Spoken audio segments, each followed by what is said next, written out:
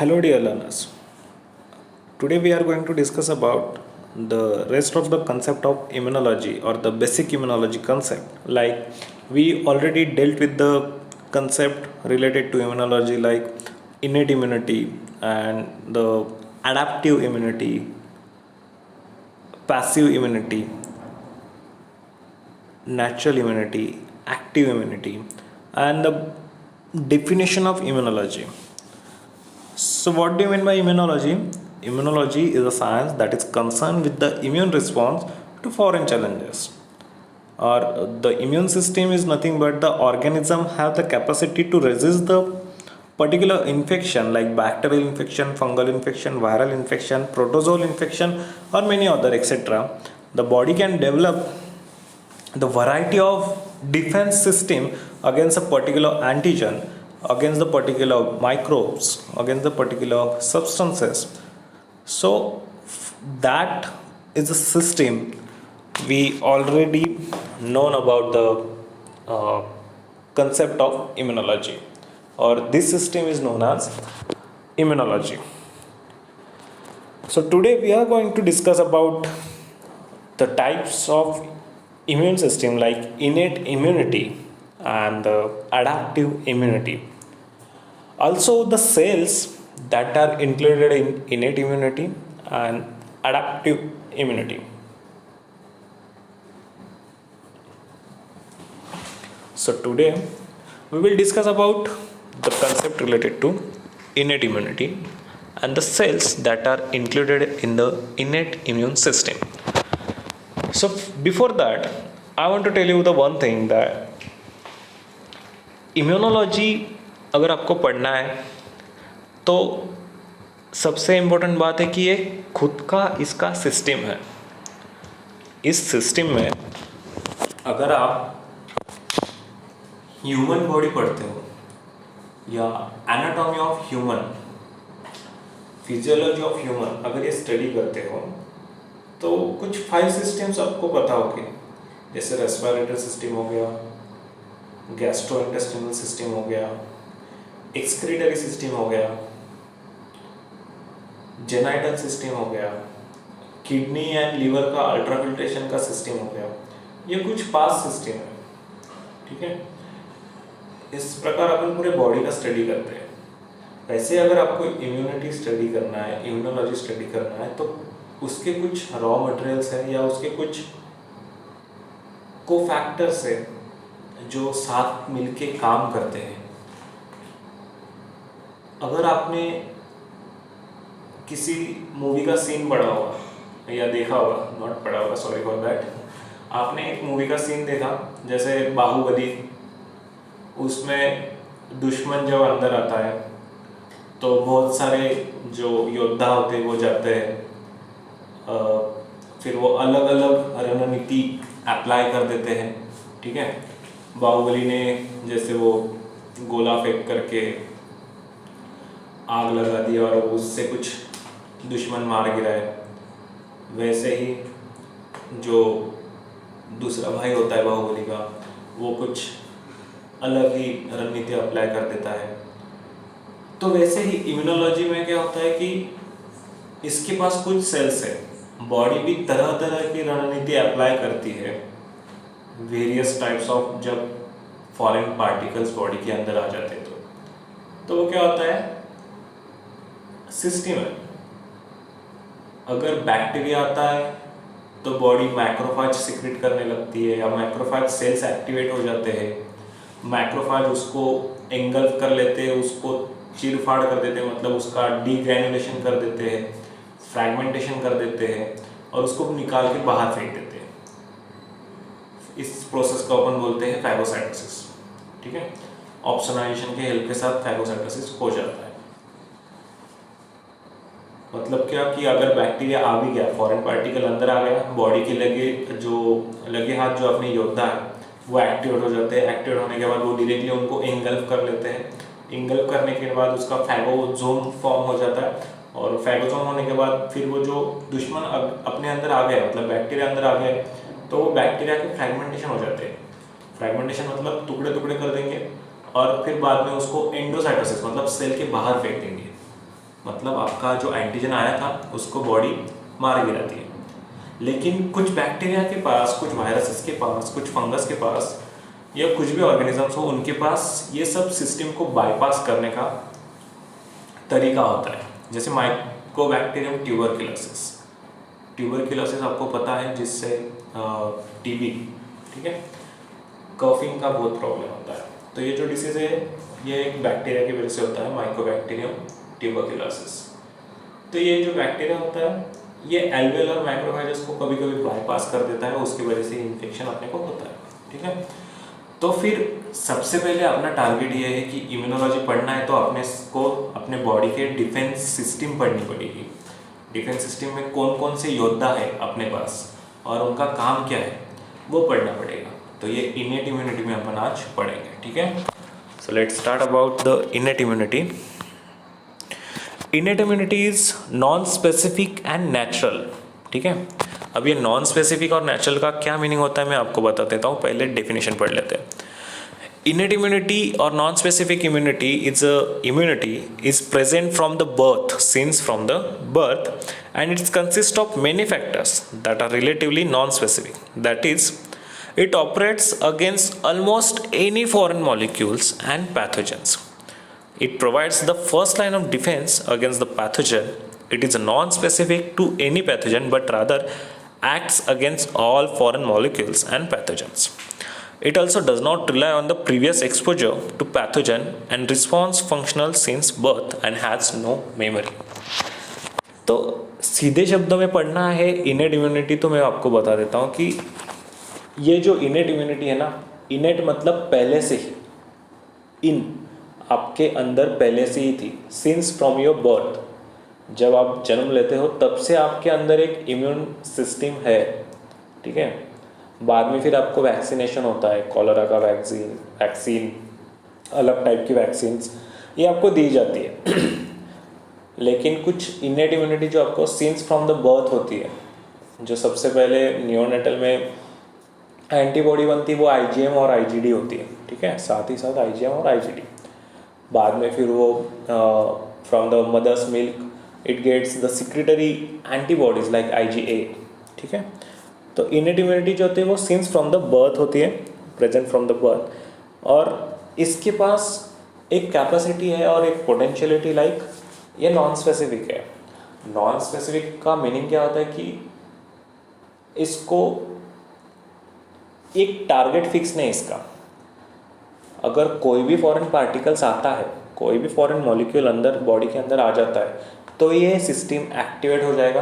Activate हो जाने के बाद वो एंटीजन के अगेंस्ट इम्यून रिस्पॉन्स डेवलप कर देगा, मतलब इम्यून सिस्टम एक्टिवेट कर देगा और वो जो एंटीजन है उसको डीग्रैनुलेट या डीजनरेट कर देगा। तो इसी को क्या बोलेंगे, इनेट इम्यूनिटी जो होता है वो नॉन स्पेसिफिक होता है, नेचुरल होता है, और वो since from your birth it is present. ऐसा नहीं होता है कि वो सिर्फ कुछ टारगेट मॉलिक्यूल्स के लिए ही एक्टिवेट होता है। वो फॉरेन मॉलिक्यूल्स कौन सी भी आए, फॉरेन पैथोजन कौन सी भी आए, ठीक है, अच्छा है बुरा है, वो सबके लिए एक्टिवेट हो जाता है और वो इम्यून रिस्पॉन्स जनरेट कर देता है, ओके। तो इनेट इम्यूनिटी जो है उसके पास कुछ योद्धा है। वो कौन से योद्धा है? कुछ फिजिकल बैरियर्स है, कुछ सेल्यूलर डिफेंसेस है एंड कुछ केमिकल मीडिएटर्स है। अभी फिजिकल बैरियर कौन से है? तो फिजिकल बैरियर आता है स्किन और उसके बाद आता है म्यूकस मेम्ब्रेन। तो आपको पता है स्किन ये भी एक अच्छा अपना डिफेंस सिस्टम है। क्या डिफेंस सिस्टम है? जो स्वेट होता है, ठीक है, उसका पीएच एसिडिक होता है और वो जो कुछ इन्फेक्टिव ऑर्गेनिजम्स होते हैं उनको एंजाइम की हेल्प से डिजनरेट कर देता है, ठीक है। तो ये स्किन भी अपना एक खुद का इम्यून सिस्टम का पार्ट है। दूसरा आता है म्यूकस मेम्ब्रेन। म्यूकस मेम्ब्रेन अगर आपने पढ़ा होगा तो जैसे माउथ हो गया, जेनिटल ऑर्गन्स हो गए, इंटेस्टिनल लाइनिंग हो गया, तो ये म्यूकस मेम्ब्रेन हर जगह प्रेजेंट है। तो ये म्यूकस मेम्ब्रेन क्या करता है? It is very sticky. तो ये डायरेक्टली जो भी फॉरेन पार्टिकल्स होंगे, फॉरेन माइक्रोब्स होंगे, उनको इंट्रैप कर लेगा। इंट्रैप कर लेगा मतलब जकड़ लेगा, और फिर वहाँ पे जाके लाइसोजाइम जो एंजाइम्स होते हैं वो उसको हाइड्रोलाइटिक एंजाइम की तरह उसको क्लीवेज कर देंगे और उसको डीग्रैनुलेट करके सेल के बाहर फेंक देंगे। तो ये हो गया फिजिकल बैरियर।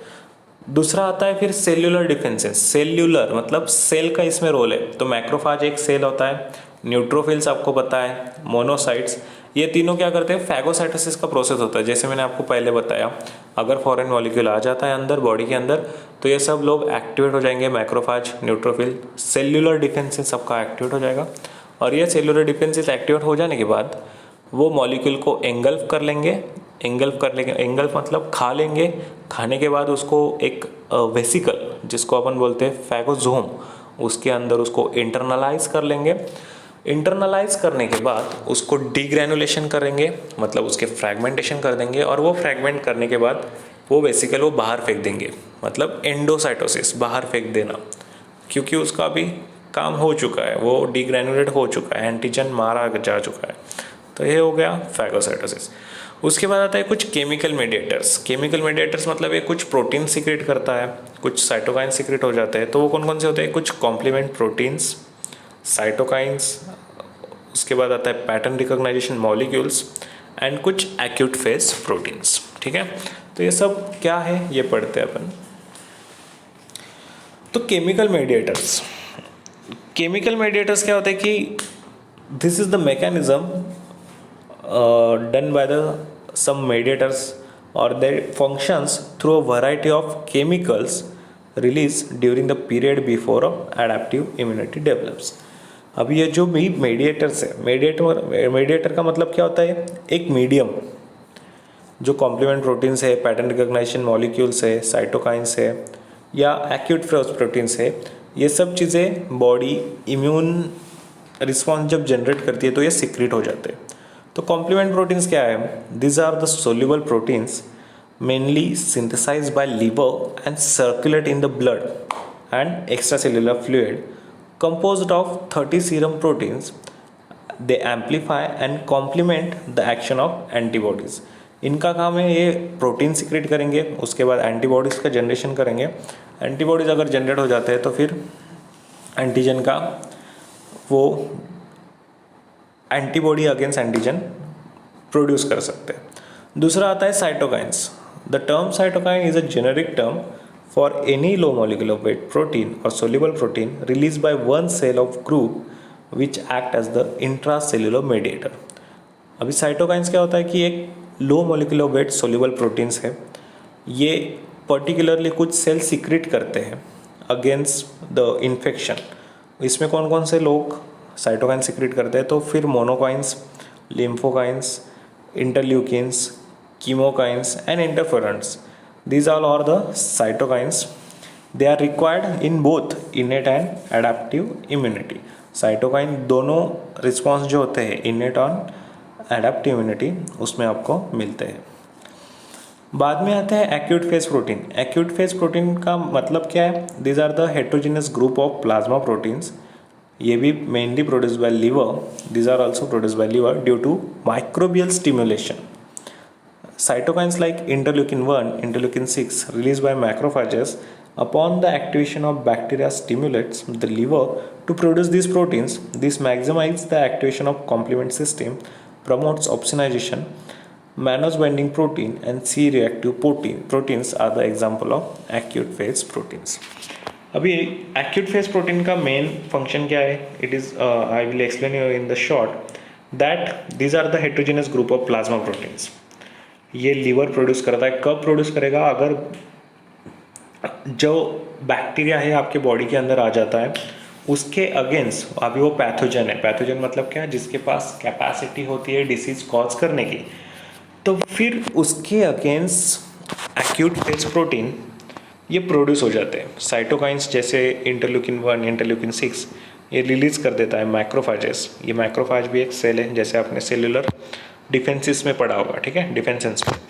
तो ये मैक्रोफाजेस ये कुछ साइटोकाइंस रिलीज कर देते हैं जब बैक्टीरिया अंदर आ जाता है, जब एंटीजन आपके बॉडी के अंदर आ जाता है तो ये स्टिमुलेशन हो जाता है स्टिमुलेशन होना मतलब बैक्टीरिया अंदर आने के बाद कुछ सिग्नलिंग प्रोटीन्स है जो साइटोकाइंस का काम ही होता है, वो सिग्नलिंग प्रोटीन्स है, वो बॉडी को सिग्नल दे दे कि भाई बैक्टीरिया अंदर आ गया, अभी साइटोकाइन प्रोड्यूस कर दो। उसके बाद एंटीबॉडीज़ प्रोड्यूस करना स्टार्ट कर दो। एंटीबॉडीज़ प्रोड्यूस करना स्टार्ट हो गया तो फिर वो एंटीजन को मार गिराएंगे, ठीक है। और एक्यूट फेज प्रोटीन का एग्जाम्पल है mannose binding protein and C reactive protein are the example of acute phase proteins.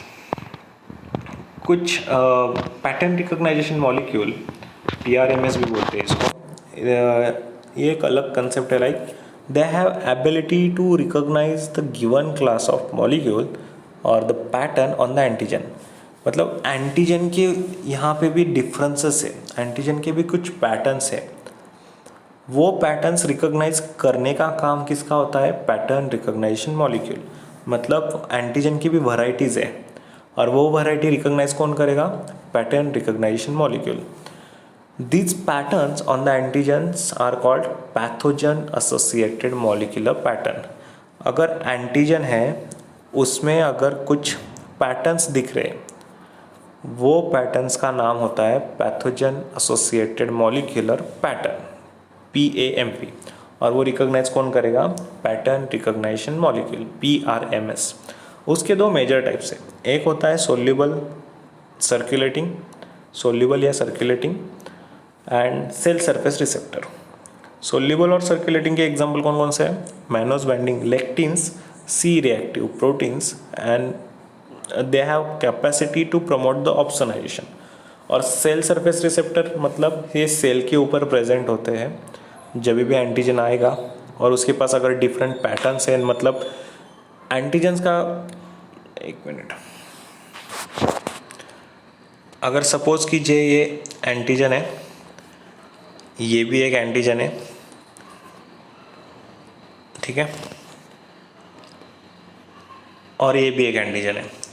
तो अगर इनको रिकॉग्नाइज करना है तो ये रिकॉग्नाइज कौन करेगा, कुछ रिसेप्टर, ये सेल के ऊपर प्रेजेंट होते हैं, इस प्रकार ये सेल के ऊपर प्रेजेंट होते हैं। जैसे आपकी सेल होती है उसके ऊपर प्लाज्मा मेम्ब्रेन होता है, वो प्लाज्मा मेम्ब्रेन के ऊपर ये सेल सरफेस रिसेप्टर, नाम क्या है उसका, सेल सरफेस रिसेप्टर, मतलब ये सरफेस पे प्रेजेंट है। और उसके कुछ एग्जांपल है जैसे toll like receptor that function signalling molecule. तो इसका मतलब क्या है अभी, तो it is very simple.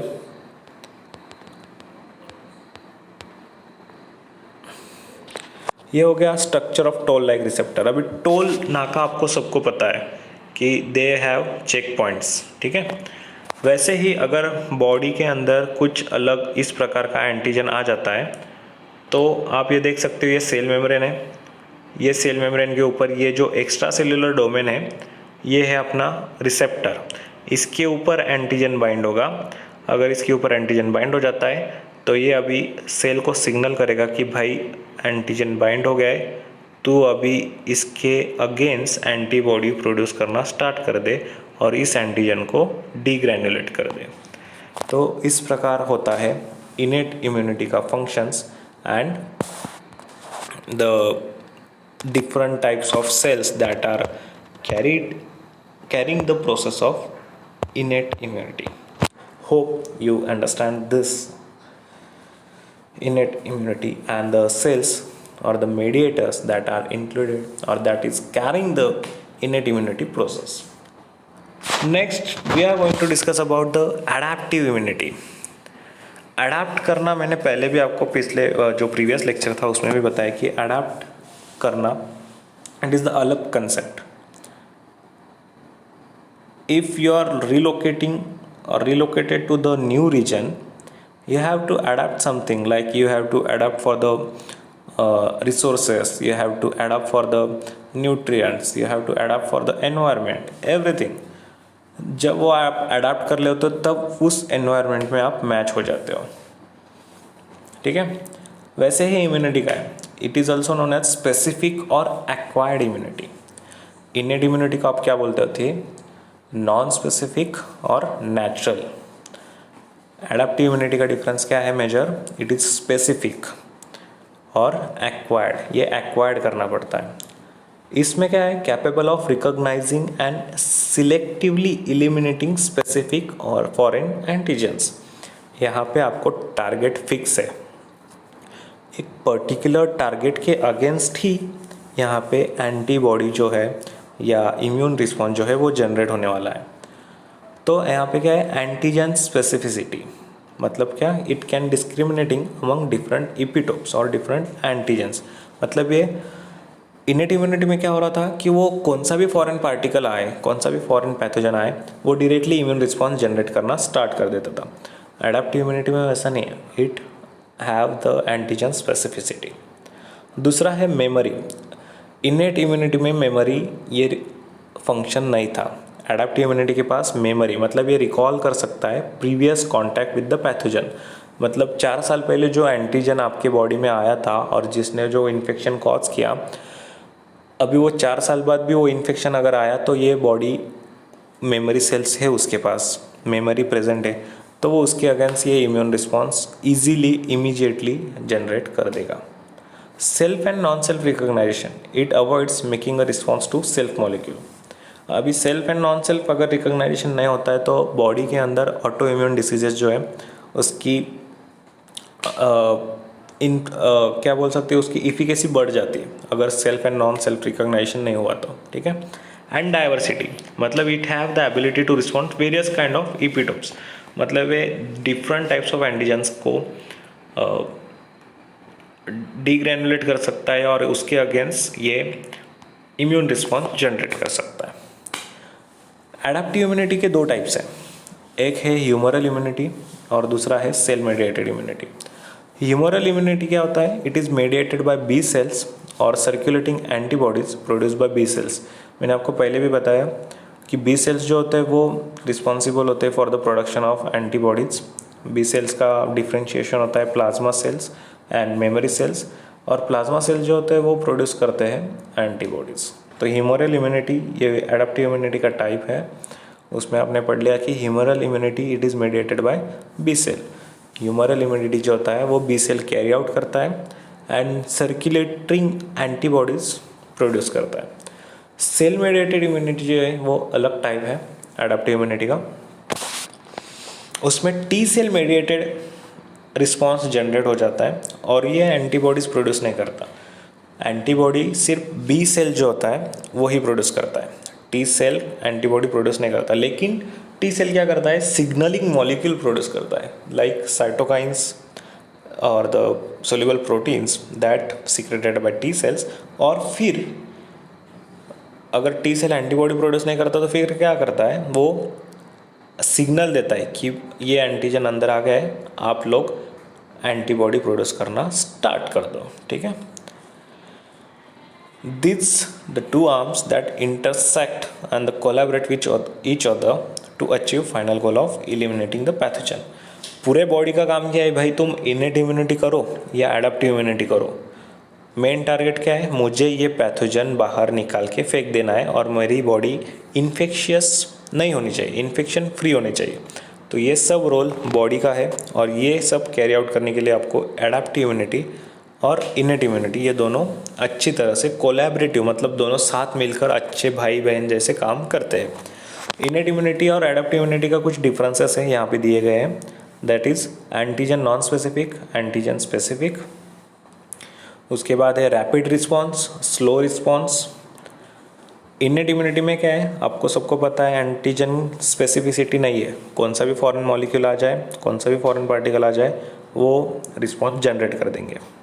Adaptive immunity जो है वो एंटीजन स्पेसिफिक है, वो एक पर्टिकुलर टारगेट उनका फिक्स है, उसी के अगेंस्ट वो इम्यून रिस्पॉन्स जनरेट करेंगे। रैपिड रिस्पॉन्स मतलब इनेट इम्यूनिटी में क्या है, रिस्पॉन्स सबसे ज़्यादा जल्दी जनरेट करेंगे। एडेप्टिव में क्या है, स्लो रिस्पॉन्स, कुछ डेज लग जाते हैं। इनेट इम्यूनिटी के पास एक ड्रॉबैक है कि उसके पास नो मेमोरी, मतलब वो रिकॉल नहीं कर सकता। अगर 4 साल बाद जो इन्फेक्शन हुआ है वो 4 साल पहले जो हुआ था तो वो इनेट इम्यूनिटी के लिए वो नया इन्फेक्शन है, वो फिर से एंटीबॉडी उसके अगेंस्ट प्रोड्यूस करना स्टार्ट कर देगा। लेकिन एडेप्टिव इम्यूनिटी के लिए क्या है, मेमोरी सेल्स उसके पास है, वो रिस्पॉन्स करेगा टू रिपीटेड इन्फेक्शन और it is identical to first response, मतलब 4 साल पहले जो इन्फेक्शन हुआ था उसके पास उसकी एंटीबॉडीज़ है, अगर वो एंटीजन फिर से बॉडी के साथ एनकाउंटर होता है तो वो डायरेक्टली प्राइमरी रिस्पॉन्स जनरेट करके उसको एलिमिनेट कर देगा। इनेट इम्यूनिटी जो है वो found in both invertebrates and vertebrates. Adaptive जो है वो found in only jaw vertebrates, और both operate in cooperative and interdependent veg.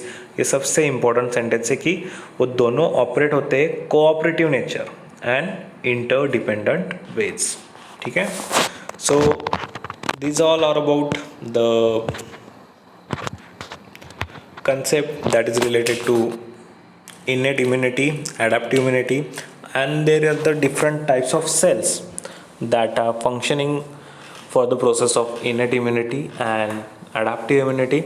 What are the different types of immune concept or immunology we already discussed in these 2 lectures.